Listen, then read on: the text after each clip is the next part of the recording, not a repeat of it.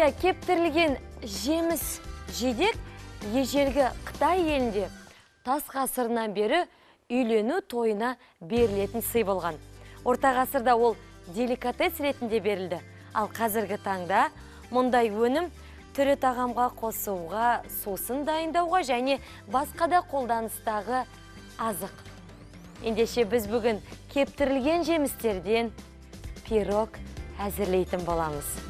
Ол үшін бізге бүгін алғашқы қонағымыз келіп отыр екен.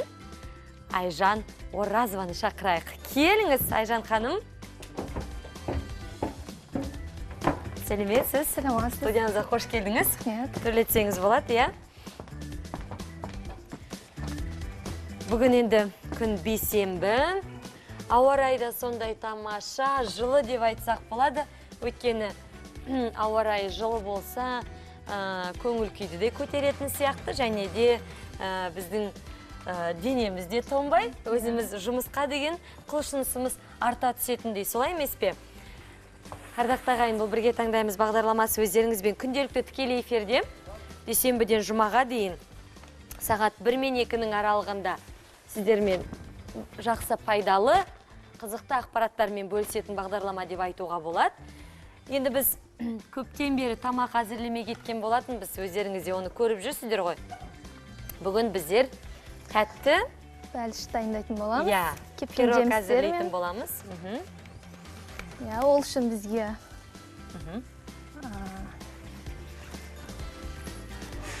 қамырымызға 2-3 стакан ұн, 1 стакан қант және 2 жұмыртқаның сарысы және қант ұнтағы қажет болады. Біз енді эфирде уақыт тығыз болғандықтан алдын ала біз қамырын дайындап қойған болатынбыз. Осы барлық айтылған заттарды араластырып, жайып, сосын тоңазытқышқа 10-15 минутқа қойып қоюымыз керек болатын. Айжан, тағы да бір рет қайталап өтейікші, қамырына не қосамыз? Ең бірінші, біз бүгін кептірілген жеміс жидектерден тәтті пирог дайындаймыз. Алдымен көрермендерге соны айтып алайық, иә? Ол яғни жеміс жидектер болған кезде, кептірілген жидектер болған кезде жаңағы өрік, мейіз, жер жаңғағы, грек жаңғағы, қоңыр мүйіз және кепкен клюква. Және адам өзіне қалауы бойынша оған басқа да жаңғақтарды қосуға болады. Мысалы үшін кешью, миндаль және неше түрлі жаңғақтарды тағы да өзінің қалауы бойынша қоса беруге болады. Олда шектеу жоқ. Былайша айтқан кезде диеталық пирог деп айтуға болады. Өздеріңіз байқағандай, біздер оған ешқандай ортасына бір абрикос болмаса, алма бір қалың-қалың жаңағыдай кремдер деп айтып жатады ғой, кейбіреулері арықтағысы келетін қыз-келіншектер осы кремін алып тастап, жаңағыдай сәл ғана бисквитіне дәм татып жатады. Сонда өзімнің байқағаным. Ал енді біз бүгін ондай емес, диеталық, жеңіл, тіске басар, былайша айтқанда тәтті пирогты дайындаймыз. Қазір көз кезі болғандықтан неше түрлі аурулар жүр, сол үшін бұл пирогты жеген соң адам иммунитеті көтеріледі, қан айналымы жақсарады, жүрек ауруларында неше түрлі жүрек аурулар болып жатыр ғой. Соларға жақсы көмектеседі. Өйткені витаминдерге өте бай, минералдарға. Ал енді қамырына қосатын болсақ? Қамырына біз 2 стакан ұн. 2 стакан ұн, сосын? 1 стакан қант. 1 стакан қант. 4 ас қасық қант ұнтағы. Қант ұнтағы. Сосын 200 грамм маргарин. Сахарная пудра деп айтады. Көрермендерге түсінікті болу үшін тағы да. Сосын 2 жұмыртқаның сарысы керек болады. Жұмыртқаның сарысы. Кішкене тұз. Бұл бізге начин салмасына. Кейін оны саламыз, иә? Оны кейінірек саламыз. Енді оған біз ешқандай жаңағыдай нелер қоспаймыз. Жоқ. Дрож сияқты, сода сияқты ештеңе қоспаймыз. Түсінікті, бар болғаны ұн, қант ұнтағы, май және жұмыртқаның 2 сарысы екен. Рецепті оп-оңай, оны жазып алсаңыздар да болады. Қазір біз оны төменде көрсетеміз. Іске кірсеміз бе? Иә, қазір алдымен. Біз енді тікелей эфир болғандықтан алдын ала біз қамырды дайындап келген жайымыз бар. Өйткені қамырды дайындамасақ, 10-15 минутқа ақшыл сары түске енгенше 180 градусқа духовкаға пешке салуымыз керек. Яғни бізден пешке салып жібереміз, иә? Құрамы төменде көрсетілуде, өздеріңіз көріп отырғандай, оп-оңай деп айтып отырмын. Негізі өрік те, мейіз де, жер жаңғағы да, жаңағы қоңыр мейіздерде, клюква да, оның барлығы пайдалы. Мен негізі клюква туралы айтып өтейін. Өзі клюква жеміс жидегі бүйрек ауыратын жандарға көбінесе пайдасы зор. Және де қанды көбейтетін, өздеріңіз жақсы білесіздер, жер жаңғағы және де асқазанға, шек қортуға жақсы көмектесетін. Ол бізде әрине сары өрік деп айтуға болады. Күнделікті сары өрікті кешке қарата бір кесеге ыстық суға, қатты қайнап тұрған емес, қанжылым суға бір-екеуін салып қойсаңыздар, таңертең соның суын ішсеңіздер, ішек қарының жақсы жұмыс жасауына көмектеседі. Ал енді жер жаңғағын енді көбінесе аяқ ауыр келіншектерге жаңағыдай біздің гинеколог дәрігерлер жақсы айтып жатады, өйткені ол қанды көбейтеді. Негізі кептірілген жемістердің ең басты құндылығы ағзаға қажетті минералды заттарға бай. Құрамында май жоқ. Оның құрамындағы пайдалы элементтер қан қысымын қалпына келтіріп, шаштың түсуін тоқтатады. Мен грек жаңғағын емізулі әйелдерге жеуге болады, өткен ол сүтті майлы етеді. Және қазір көпшілік кішкентай балаларға осы кепкен жемістердің барлығын мясорубкадан өткізіп, әселмен араластырып береді. Ол да өте пайдалы. Балмен. Дұрыс айтасыз. Балмен. Негізі сонымен қатар енді ол тырнақтарды қатайтып жатады, жүрек жұмысын жақсартады, және жүйкемізді тыныштандырады. Және ағзадағы артық суды шығарады екен. Көрдіңіздер ма, қаншалықты пайдасы зор, мол екен, өздеріңіз байқап отырсыздар. Ал енді біз салманы дайындауға кірісейік. Ол үшін бізге 200 грамм маргарин, май, сосын 2 стакан қант, және бал, сосын 1 қасық сливки керек. Жақсы. Ал енді Айжан, сіз дауысыңыз шығарып сөйлесеңіз, ешкім сізді қазір жеп қоймайды. Былайша айтқан кезде біздің көрермендеріміз сізді мұқият тыңдап отыр ғой деп ойлаймын. Сондықтан біз міне қазір енді салмасына көшіп кеткен жайымыз бар. Ол үшін түгелімен маргаринді саламыз. ерітіп алу керек бұны. Біздің байланыс нөміріміз 55-37-76 және де біздің WhatsApp және де Instagram парақшамыз сіздер үшін қазіргі кезде жұмыс жасауда. Егерде қазір ас үйдегі ханшайымдар болса, жеңгелеріміз, аналарымыз, әпкелеріміз, бұл рецепті жазып алыңыздар. Тағы да бір қайталайтын болсақ, бұл диеталық тәтті пирог, кептірілген жидектер, жаңағы кептірілген мейіз, өрік, клюква, қоңыр мейізі және де жер жаңғағы қосуға болады. Енді үйде болса басқада фундук қоссаңыздар да болады, өздеріңіздің қалауларыңыз біледі. Әрине, біреулер айтып жатады, грек жаңғағына не болмаса мейіздерге аллергиясы бар жандарға алмастыруға болады. Және жұмыртқаның 2 сарысы, ұн, қант ұнтағы және де қанттың өзі қажет екен. Негізі кептірілген жемістер тәттісіз өмір сүре алмайтын үшін таптырмайтын азық. Жемістің бұл түрінде сахароза, фруктоза, глюкоза көп болғанымен калориясы 2 есе аз.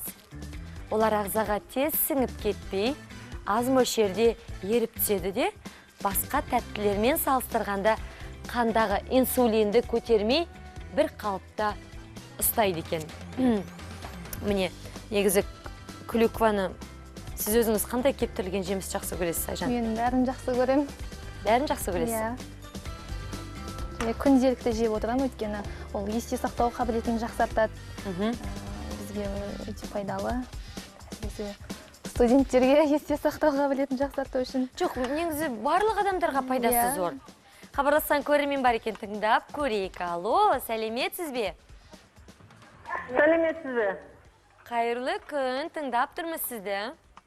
Мен сіздердің бағдарламаларыңызды көріп отырмын. Мына пирог піскеннен кейін бетіне дәндерді салмай, басқа не салуға болады? Мысалы үшін менің балаларым бұндай дәндерді жемейді, ұнатпайды.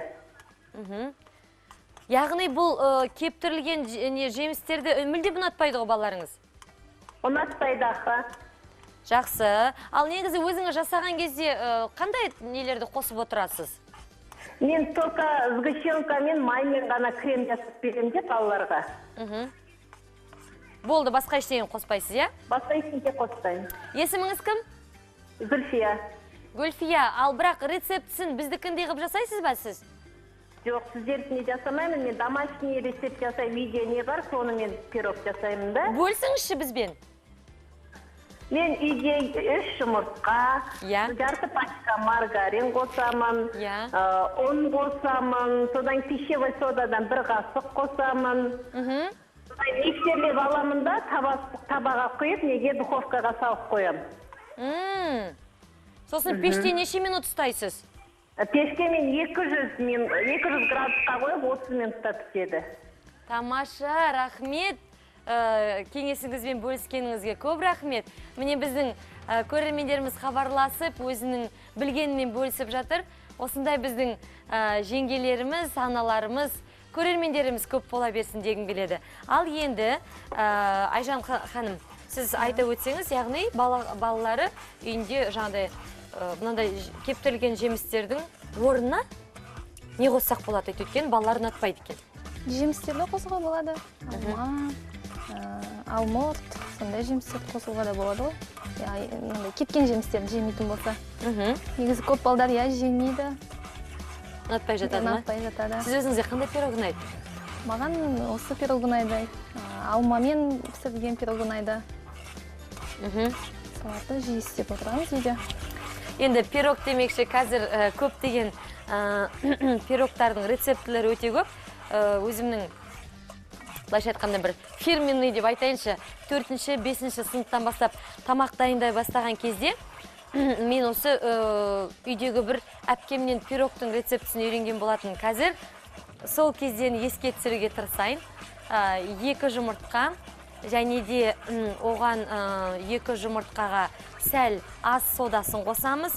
Сосын міндетті түрде қант қосамыз. Сода ол жақсы көтеруіне көмектеседі. Кейін сәл сұйық май қосамыз. Болмаса үйдегі сары қолдың майын қосуға болады. Жақсылап тұрып араластырғаннан кейін оған какао, не болмаса жаңағы білмеймін, әйтеуір бір қара шайды не үшін қосқаным, әйтеуір қара шайды қосатынбыз, өйткені түсі кішкене қоңырқай болсын деп жасағаным бекен. Соны жаңағы бетіне неше түрлі тосаптар деп айтадымыз ғой, варенье. Үйдегі абрикостың вареньесі, клубниканың вареньесі.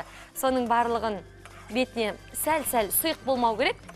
Қойылтым қылып бетіне сеуіп қоясыз да. Керемет пирог шығады. Енді соның дәмі сонда естен кетпейтін, көрші қыздарды жинап алып шай беретін пирогым болатын. Сіздерге ұнаса онда жасап көріңіздер. Біздің жарнаманың уақыты аяп қалған сияқты, біз салмамызды жасап жатырмыз. Салмаға жаңағы майды ерітіп алып, оған қант қосып ерітеміз. Сосын 2 ас қасықпен бал қосамыз, өйткені бал ол эластикалық қасиет береді біздің. Тағы да бір қайталап өтейік. Май, қант, бал және 1 ас қасық сливки. Түсінікті, сливки. Осының барлығын қосып, қазір салмасын дайындап жатқан жайымыз бар. Жарнамадан соң әрі қарай біз жалғастырамыз. Арна қосылы болсын, бізбен бірге болыңыздар.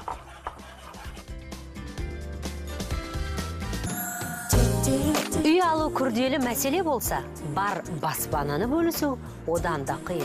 Туысқандар арасында тартысқа түскен баспана кімге бұйыруы керек? Әйел бақытында өзекті тақырыпқа кеңінен тоқталамыз. Оған деген сезімім неге сөнбейді? Маған бәрін өзгерту керек. Мен Сурая мен баласы біз сияқты жайлы үйде тұрса екен деймін. Немене? Олар да осы үйде тұрса қайтеді? 19:30-да. Бұлардың арбауына түспе Раян.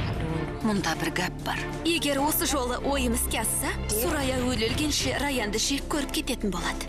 Қызықтырып қойдың ғой. Қызықтың көкесі әлі алда. Сурая. Осы сенбіде. Сол кезде неге осы қазақтың қолөнерін бұйымын жинамасқа деген ой келді.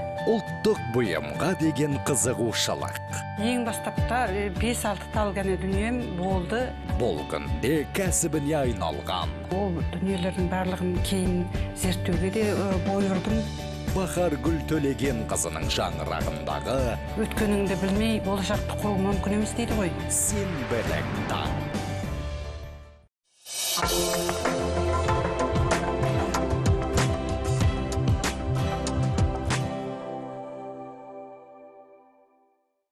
Ер адамдардың өзіне сенімді болуына қайызғақ және шаштың майлануы кедергі болуы мүмкін. Мен Клиаменге сенем. Сергіткі шалбыздың арқасында ол шаштың майлануы мен қайызғақты кетіріп, шашқа мұнтаздай тазалық береді. Бұл енді нағыз ерлерге тән сенімділік. Клиамен. Жасыратын ештеңем жоқ.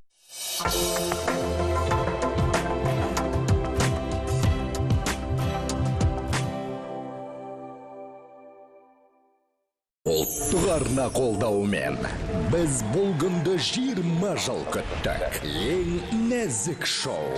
Махаббат әндерінің ханшайымы Мәдина Сәдуақасованың алғашқы шоу концерті Жұлдызым.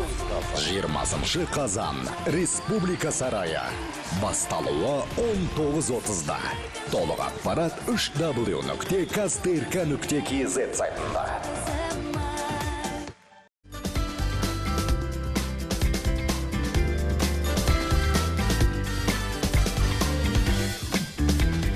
Ардақты ағайын, бұл бірге таңдаймыз бағдарламасы. Біз өздеріңізбен әдеттегідей тікелей эфирдеміз. Әрине дүйсенбіден жұмаға дейін сағат 1 мен 2-нің аралығында күнделікті тікелей эфирдеміз. Алғашында көріп өткендей, бағдарламамыздың басында біз Айжан ханыммен рецептісін айтып өткен болатынбыз. Енді міне салмасына жаңағыдай қойытылған оған жеміс жидектерді, кептірілген жеміс жидектерді салып жібереміз.